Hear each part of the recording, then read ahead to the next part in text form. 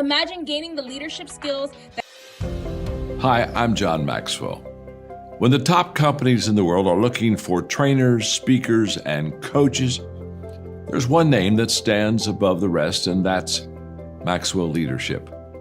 Our certified team members have gotten proven results for companies all over the globe, and our reputation, I'm proud to say, is second to none. Some of our members have risen to the top of their profession, including the one you're going to meet today. I proudly introduce you to my friend Bob Fabian Nzinga. Welcome to the Leadership and Success Podcast with your host, Coach BZ. If you need to develop into a better leader, this podcast is for you. If you want to achieve a greater level of success, this podcast is for you. His mentor, Dr. John C. Maxwell, said it best: everything rises and falls on leadership. We hope to inspire you today and provide you with an insight that has the potential to positively impact the trajectory of your life. Welcome to the Leadership and Success Podcast.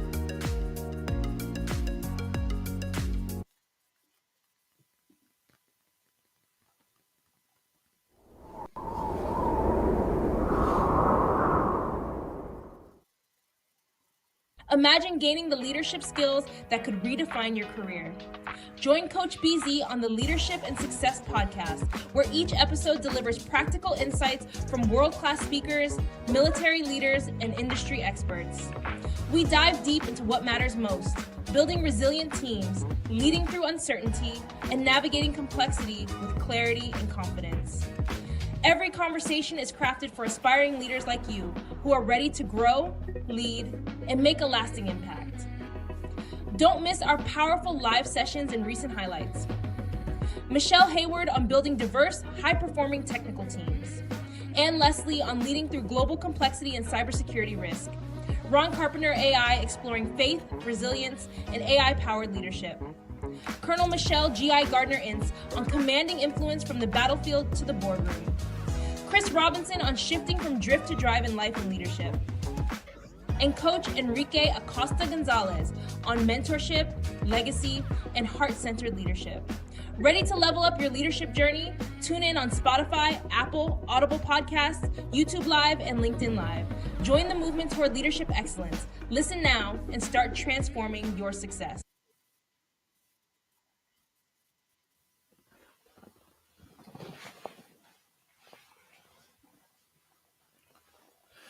Hello, everyone. Good morning.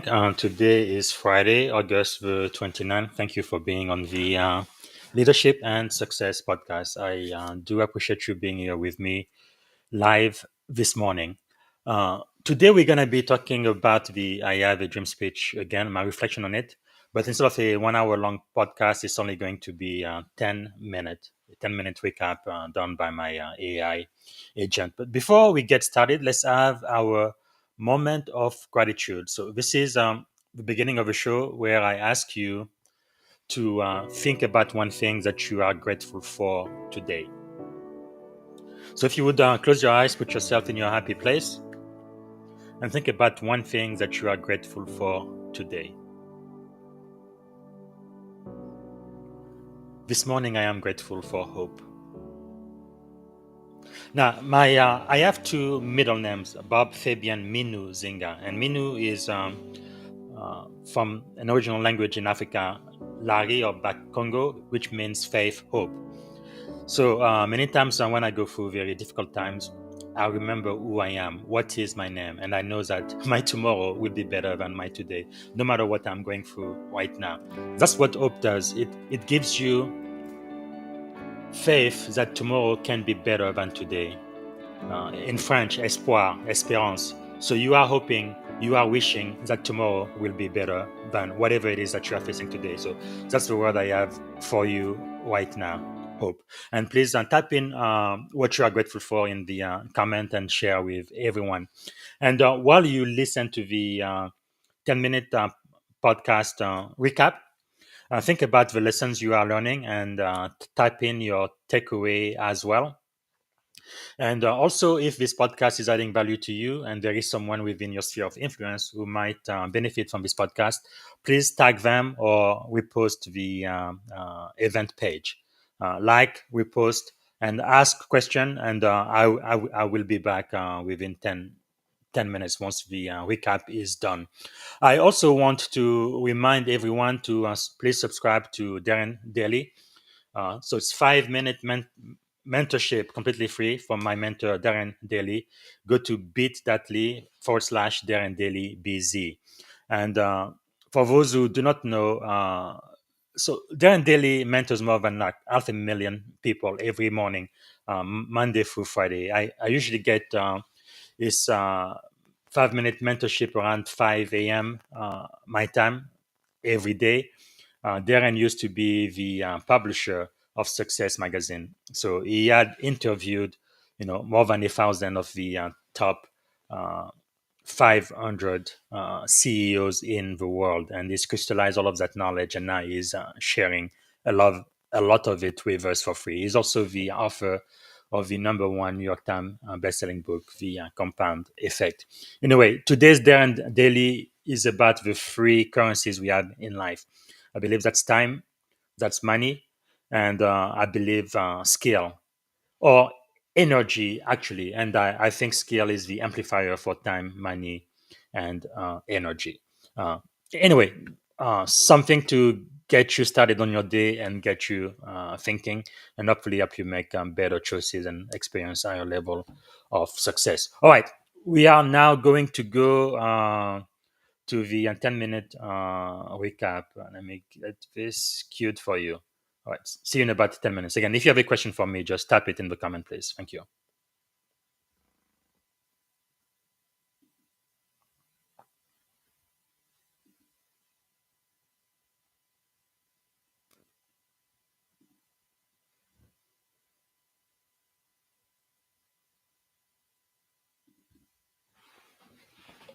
Welcome to the podcast. Today we dive deep into resilient leadership, drawing inspiration from one of history's most stirring speeches and connecting it to modern leadership challenges. Absolutely. It's amazing how historical context and personal reflection can shape what it means to lead with intention. Right, and when we talk about resilient leadership here, it's not just about holding a position or a title, it's about serving something greater, something that's rooted in a vision. It's like MLK said, I have a dream. But then you layer on the hardships from 1619, which explain why that dream is, still so vital today. Exactly. The historical context, the long shadow from 1619, 246 years of oppression, really adds weight to King's vision. It reminds us that any leadership steeped in service must acknowledge these painful roots. Yep, and that's where our discussion gets interesting. Think about Bob Fabien B.Z. Zinga's perspective. He connects his own lineage, being a descendant of Queen Nzinga, to this legacy. It's like he carries both the pain and the hope of history. Wow, true. And that personal connection makes the leadership lessons all the more potent. It's almost like he's saying, I live history, but I also create my own future. Exactly. Resilient leadership here is about service, sacrifice, and dignity, right? When King said his children should be judged by character and not skin color, it becomes a strategic call for any leader to prioritize people over power. And yeah, that's exactly what Zinga is driving home. It's interesting because those aren't abstract ideals, they're real leadership actions. I mean, asking yourself daily, how am I serving the people before myself, is a tangible step for any leader. And it's like, think of it. Leadership is service and sacrifice. King's speech isn't just rhetoric. It's a Yep. leadership manual, if you will, calling for dignity, nonviolent progress, and perseverance. Right, and for those of us in sectors like cybersecurity or military service, these principles are incredibly relevant, especially when adjusting to fast changing environments and tough challenges. Absolutely, and Bob Zinga is a perfect example of that. As a cybersecurity executive and Navy commander, he takes these lessons and applies them in practice. For instance, his mantra, speed to business results, is not about rushing. It's about executing with purpose while embodying respect, excellence, and accountability. Yes, indeed. And isn't it fascinating how he ties in biblical verses into his leadership philosophy? For example, referencing Matthew 23:11 and Mark 10:45 to remind leaders that the greatest among them are the ones who serve. It adds a moral dimension to leadership that many might overlook in the corporate world. Totally. It's like mixing historical inspiration with spiritual guidance. And those verses, Proverbs 31:8 or Isaiah 1:17 for dignity, and then Galatians 6:9 and Joshua 1-9 for resilience, aren't just side notes.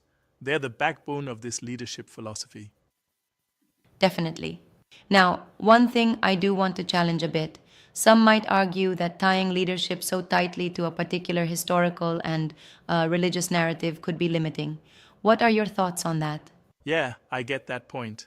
While some might say it's exclusive, I think when it's framed as a call to cultivate universal qualities like courage, resilience, and service, it transcends any one belief system. It's more about principles than any particular doctrine. Right, I see what you mean. And if you break it down, these leadership lessons, service, dignity, and resilience, are applicable no matter the industry. Whether you're commanding a Navy vessel or steering a startup, the essence remains. Exactly. Consider how Bob emphasizes that true leadership is about fighting for dignity. It reminds me um, it's like building a team where every voice matters, creating a space where collaboration thrives rather than fostering an environment where bias or exclusion takes root. Clearly, yes. And with his call to action for aspiring leaders, he's really driving it home. How will you serve with integrity? How will you fight for dignity? And even more, how will you be resilient when the dream seems far away? Exactly. Those are questions every leader should be asking themselves. And it's not just about individual excellence, it's a challenge to um, continually uplift others. That's what King's legacy was, and what Zinga's calling us to do. It's like when you think about, say, the slow progress post civil rights legislation.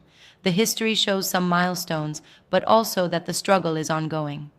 Leaders today are, in many ways, the ones who determine if we bend the arc further toward justice. Yeah, and it's compelling because while progress is visible, the dream isn't yet fully realized.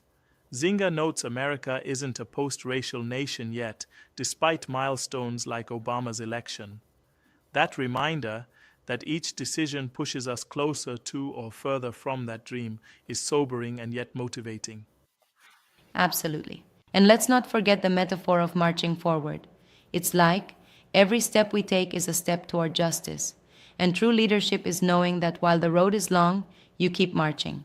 But with the team, with integrity and sacrifice. Yes, and that's where the resilience in the face of hardship comes in. Leaders who embrace that mindset inspire everyone around them. It's like the biblical call to not become weary in doing good really resonates today. Yep, exactly. Speaking of resilience, did you notice how Zinga uses personal experience to reinforce his leadership lessons? I mean, he ties his own background, his battles in cybersecurity and military service, back to these universal truths. For sure. It's like he's saying that labeling someone as a leader isn't enough. Your actions and your willingness to serve, to sacrifice, must be visible in every decision you make. I totally agree. Plus, his use of coaching prompts is smart. It asks leaders to reflect daily on whether they're uplifting their teams and defending dignity or simply following orders. That reflection is so crucial in today's fast paced environment. Now, I also find it interesting how the article juxtaposes two seemingly distant worlds: the legacy of a powerful civil rights movement and today's cybersecurity challenges. It really drives home the point that values like service and resilience are timeless. Yes, it's like the heart of leadership remains the same, regardless of whether you're defending digital borders or marching on the mall. And that constant is service, putting others before self and creating a safe, inclusive space. Exactly, that really unites diverse fields. And it challenges each one of us. In our roles, how do we enact those values? It's a call to introspection. How are we, individually and collectively, nurturing a culture of respect and progress? Exactly. It's a call to action. Every team, every organization, Every leader must ask, what part of King's dream challenges me the most? And what one action will I take this week to move closer to that dream? Right, and that's the real measure of progressive leadership. It's inspiring, really. Despite the many advances, the dream remains a work in progress, urging us as leaders to be resilient, service oriented, and brave. Absolutely. And the courage to challenge the status quo, even when it means confronting uncomfortable truths. Because at the end of the day, the ultimate measure of leadership is not how you perform when it's easy, but how you stand in moments of challenge and controversy. That's powerful. As we wrap up, it's clear that resilient leadership is about more than just results. It's about cultivating communities where every person is valued. It's about progress that's inclusive and ultimately transformative. Precisely. So, for all aspiring leaders out there, whether you're in tech, military, or any field, remember, service, dignity, and resilience are your guiding stars. Let's keep pushing forward until that dream is fully realized. Absolutely. Thank you for this deep dive. It's a conversation that really challenges us to reflect on our own leadership journeys. Thanks, and keep leading with heart, with courage, and with that unwavering commitment to build a better future for all.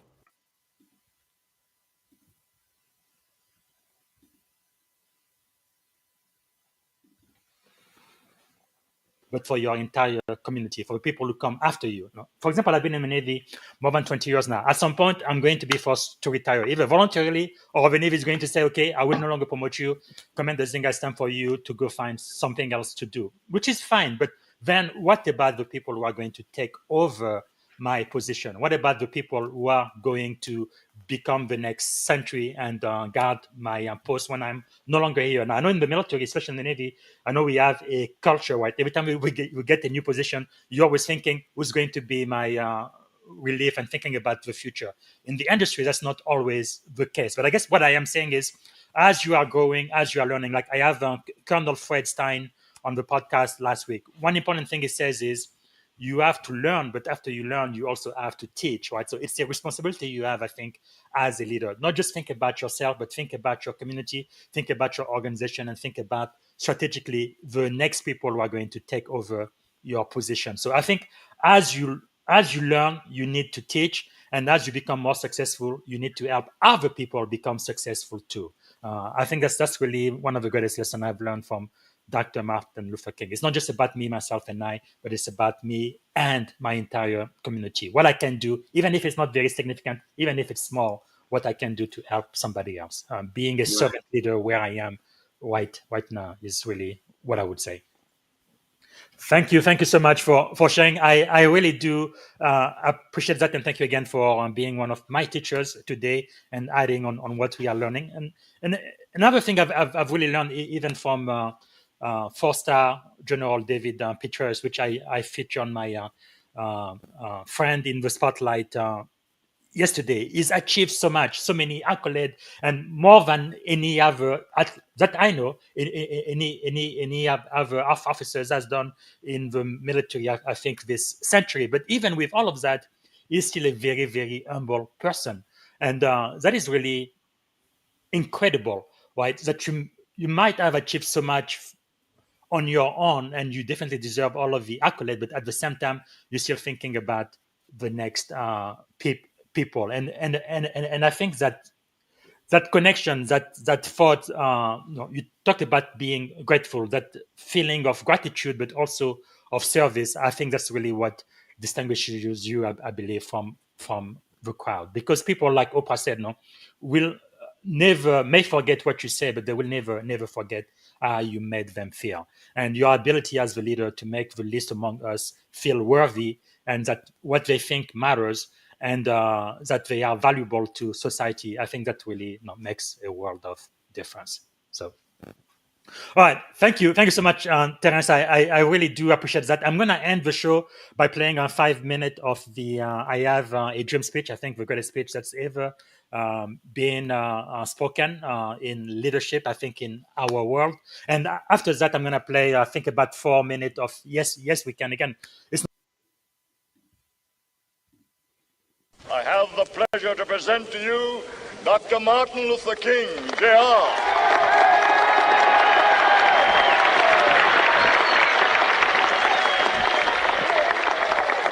I am happy to join with you today in what will go down in history as the greatest demonstration for freedom in the history of our nation.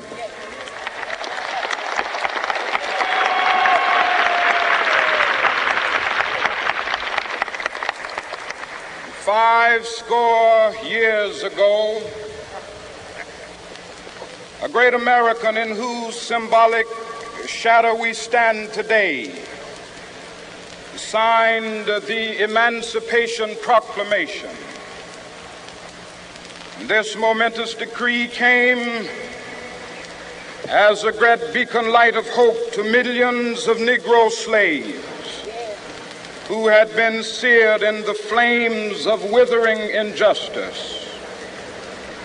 It came as a joyous daybreak to end the long night of their captivity. But 100 years later, the Negro still is not free. 100 years later, the life of the Negro is still sadly crippled by the manacles of segregation and the chains of discrimination. 100 years later, the Negro lives on a lonely island of poverty. I have a dream that one day this nation will rise up and live out the true meaning of its creed. We hold these truths to be self-evident, that all men are created equal.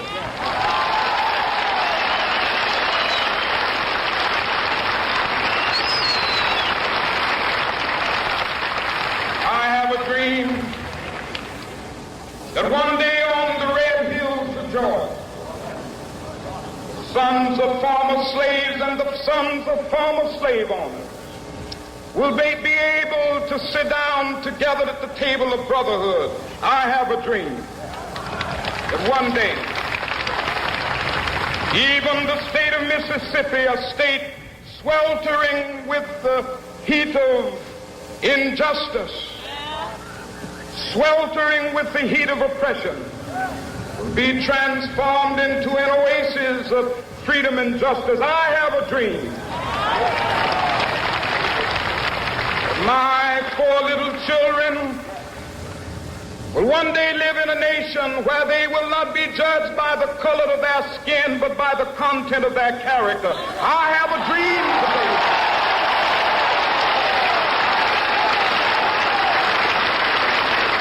I have a dream that one day, down in Alabama, with its vicious racists, with its governor having his lips dripping with the words of interposition and nullification. One day right there in Alabama, little black boys and black girls will be able to join hands with little white boys and white girls as sisters and brothers. I have a dream today.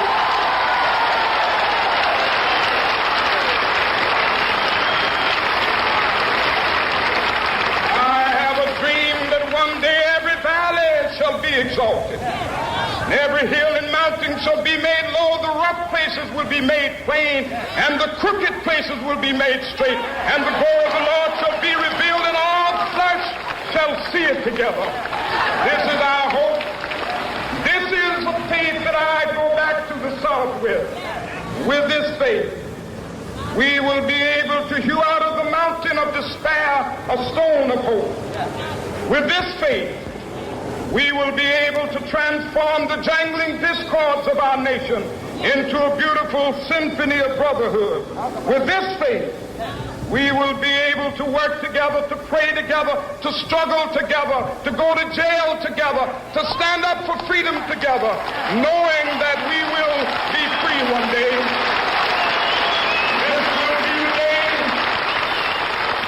This will be the day when all of God's children be able to sing with new meaning, my country, tears of thee. Sweet land of liberty, of thee I sing. land where my fathers died, land of the pilgrim's pride. From every mountainside, let freedom ring. And if America is to be a great nation, this must become true. And so let freedom ring. From the prodigious hilltops of New Hampshire, let freedom ring.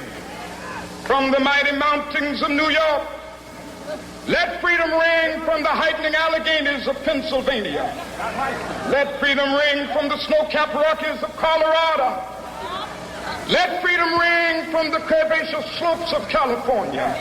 But not only that, let freedom ring from Stone Mountain of Georgia. Let freedom ring from Lookout Mountain of Tennessee. Let freedom ring from every hill and molehill of Mississippi, from every mountainside. Let freedom ring, and when it happens, when we allow freedom ring, when we let it ring from every village and every hamlet, from every state and every city, we will be able to speed up that day when all of God's children, black men and white men, Jews and Gentiles, Protestants and Catholics, will be able to join hands and sing in the words of the old Negro spiritual, free at last, free at last, thank God Almighty, we are free at last.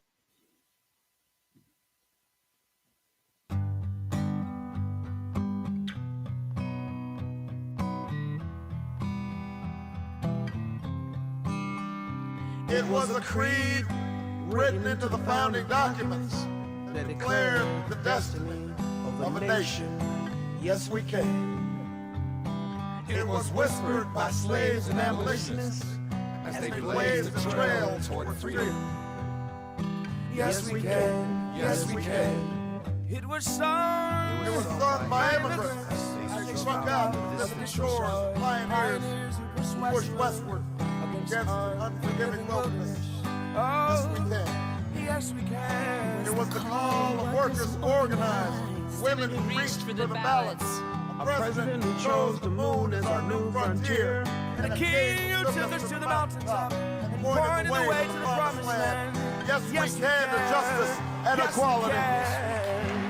Yes, we can. Yes, we can. Yes, we can. Yes, we can. Yes, we can. Yes, we can. Yes, we can. Yes, we can. Yes, we can. Yes, we can. Yes, we can. Yes, we can to opportunity and prosperity. Yes, we can to opportunity and prosperity. Yes, we can heal this nation. Heal this nation. Yes, we can repair this world. Repair this world. Yes, we can. Yes, we can. Yes, we can. Yes, we can.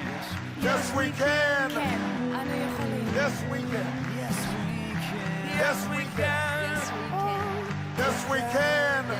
Yes, Yes, Lord, yes. we can. Yes, We can. we know the battle ahead will be long. But always remember that no matter what obstacles stand in our way, nothing can stand in the way of the power of millions of voices calling for change. We want change. We want change. We want change. We have been told we cannot do this by a chorus of cynics. It They will only grow louder, and more disciplined. We've been asked to pause for a reality check. We've been warned against offering the people of this nation false hope.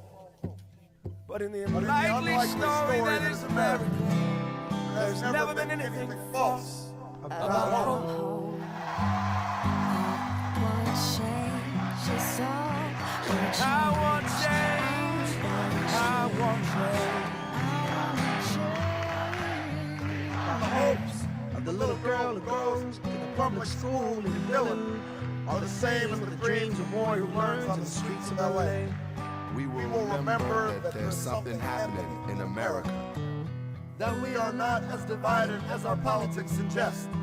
that we are one people, we are one nation, and together we will begin the next great chapter in the American story with 3 words that will ring from coast to coast, from sea to shining sea. Yes, we can. Yes, we can. Yes, we can. Yes, we can. Yes, we can. Yes, we can. Yes, we can. Yes, we can. Yes, we can. Yes, we can. Yes, we can. Yes, we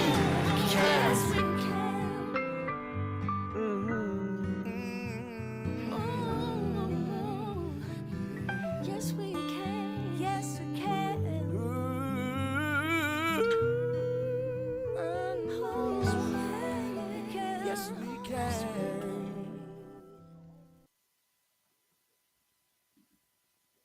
Thank you for listening to the Leadership and Success Podcast with your host, Coach BZ. If you like what you heard, please subscribe to our channels and come back for more wisdom nuggets on how you may develop into a better leader and achieve greater levels of success. Leadership is the most critical skill. The world will always need leaders to lead others, deploy the next disruptive technology, or execute a business strategy. You may as well decide on counting yourself among the 21st century leaders. See you right here next time on the Leadership and Success Podcast with Coach BZ.